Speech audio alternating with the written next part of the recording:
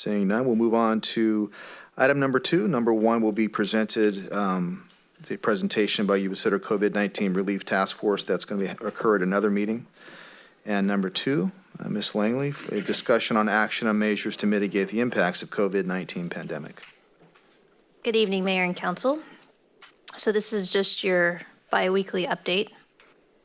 So city operations, City Hall, and Animal Control are now open. The hours are 9 a.m. to 2 p.m. on Monday through Friday. All other facilities continue to remain closed to the public, and the Department Operations Center has shifted to an as-needed basis. In terms of City Hall, you can see that we've set up the entryway so that as customers come into City Hall, they go through these barricades here to get to a greeter that we have that sits outside the doors of City Hall from 9 a.m. to 2 p.m. The greeter then checks interior to City Hall to see if there's anybody at that particular counter that they want to go to. And then if there is, then the customer waits outside until they get an opportunity to go inside. Once customers go inside, there's markings at the counters to provide that 6-foot separation between the employee and the customer. And there's also germ guards that have been placed. Once they conduct their business, they're then exited out separate doors than the entryway to try to minimize contact as much as possible. The other thing that, as we've moved further into phase 2 or stage 2, in regard to restaurants, that now that dine-in eating is allowed, we have a restaurant outdoor dining policy where restaurants may utilize existing parking, whether it's on their property within the public right-of-way, to expand the seating options. The main thing to do is provide development services with a site plan. If they're proposing to convert parking spaces within the public right-of-way to dining, they would need to also get an encroachment permit. So far, 2 restaurants are taking advantage of this program, and that's Cool Hand Luke's and Happy Viking. Update on the county variance attestation. Here's a map that shows in yellow the counties that have moved further into stage 2. The surrounding counties to Sutter and Yuba County, so to the west, north, and east, have transitioned further into stage 2. And it's anticipated that the counties to the south, that would be Yolo and Sacramento counties, will follow shortly due to California's second regional variance opportunity that was released on May 18th. And so what that does is it shifts away from looking at hospitalizations that have occurred within the last 14 days to look at other markers for allowing these counties to move further into stage 2. So with this second regional variance opportunity, it's expected that many of the counties within California will be able to move further along. The other thing, as we mentioned 2 weeks ago, we do get quite a bit of phone calls related to the public health order. And so questions from business owners can be directed to this website and this phone number. And then questions regarding compliance of a business can be directed to this website and phone number. And with that, we have the police chief and fire chief here, the development services director, and the finance director just over in his office and readily available if you have any questions related to those operations of the city. All right. Anything from y'all? All right.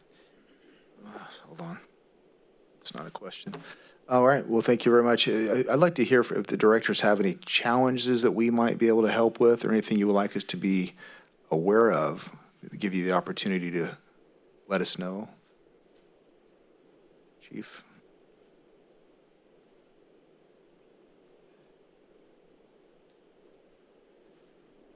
Good evening, Mayor, council members. Just real briefly, I just wanted to point out that the activity around Yuba City has picked up a little bit as people are out and about. Law enforcement spending a lot of times addressing the same people that we've arrested once in the day that are let out, and then we arrest them again because of the zero bail. So we are seeing a lot of activity. We are not having the time to devote to the business compliance stuff, but I don't think that was ever the intent. That's more of an education process, but we are out there and we're being busy right now. Through the mayor, Chief, in regards to the zero bail, I know that there's been some discussion about trying to remove that and get back to what normal. Do you have any time frame? Have you heard any scuttle on that at all? No, I have not. we were kind of out of the loop on that. I think if we had an option or an opportunity to speak, this would have never happened. I know it's got to prove a challenge to have somebody commit a crime, book them, and then see them back out on the street. I think we had, if I'm not mistaken, we had one that had 3 different incidents in one day already. Crazy. That's zero bail on misdemeanors only, right? It's pretty much almost everything except for certain felonies. Okay. Well, thank you and your folks for everything. I guarantee you're busy. Grace, did you acting like you have something to say? Go ahead. Thanks, Chief. I actually wanted to ask our fire chief a question, so Thanks again, Chief. thank you. Thank you, Chief, for doing that. Nice.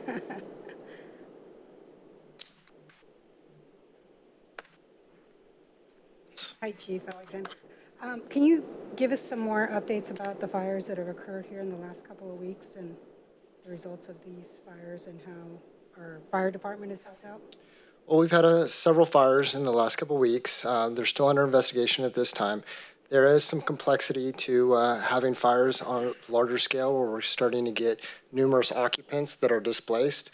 So instead of setting up a normal shelter like we did on the McRae incident, we had to transition over to hotel rooms to try to mitigate that spread that could occur in a shelter. So, but at this time, things are still under investigation in regards to those fires. But it did add a little bit of complexity to it, more than usual. Are you seeing an uptake on those issues, or is it what kind of activity are you seeing within this COVID-19 time?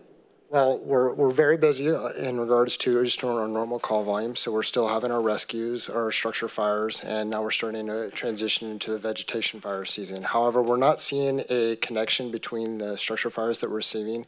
They're a wide range of accidental to just nothing that would link them together at this time. Okay, thank you. Through the mayor, I'd like to hear from Director Moody. Didn't want him to feel neglected over there.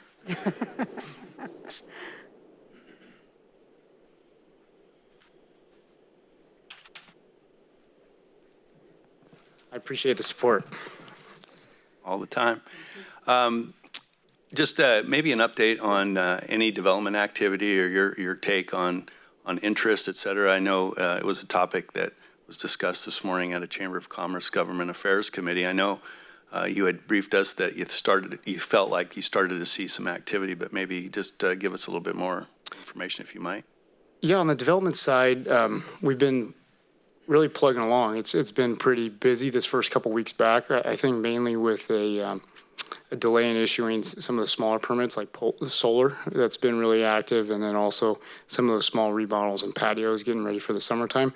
So there was a backlog in that, and then also the larger commercial projects, they're still pushing forward. So a lot of those plans that were in the works, I'm going to show you a list here with a later item, but we have commercial projects at the KFC, Circle K Coffee Shop, O'Reilly's Auto Parts, a Holiday Inn, Dollar General, Fern Feathers, Ampla Health, the LDS Temple, and the Fabric Store. Some major commercial projects are still pushing forward with those plans being in, and we're working through the plan check process. So there has been a couple tentative projects, with hotels that we're kind of, starting to do preliminary talks and scoping and zoning that have kind of fallen off. But right now we have a couple small subdivision maps that just recently came in, and hopefully these commercial projects push forward. So that's kind of where it's at right now. So I don't have a real good feel. I think if we get this turned around and start to see it open up, that we'll keep going forward.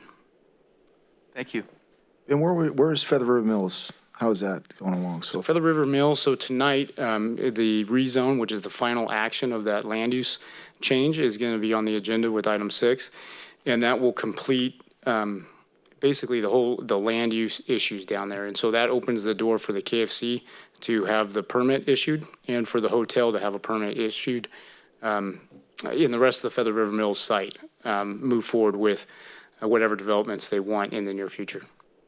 And so as far as the Feather River Mills site itself,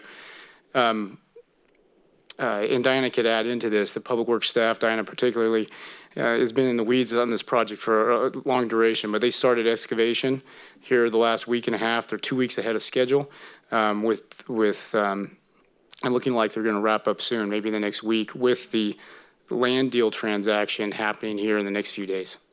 So here in the next few days, we should have the title transfer into Mr. Noyant's property, and they're within a week or so of closing out, and it looks like the soils stuff is turning out good. And so with that, the hotel has submitted their building set here recently in the last week, and so my understanding is they're going to turn around and do a quick sell to the hotel developer and then initiate the hotel project. Great. Do you have something, sir? Yep. I'm not sure if it's for Ms. Langley or you, but maybe a Fifth Street Bridge update? Yeah, I'll defer to Public Works with their hat on. So we're expecting the final paving to take place in late June. And so the bridge project would be completed late June, early July is what we're expecting at this point. Are we out of the river, Diana? I don't know that. I believe that we are. They got the piers out, because I know that was their, Yeah, I'm not sure.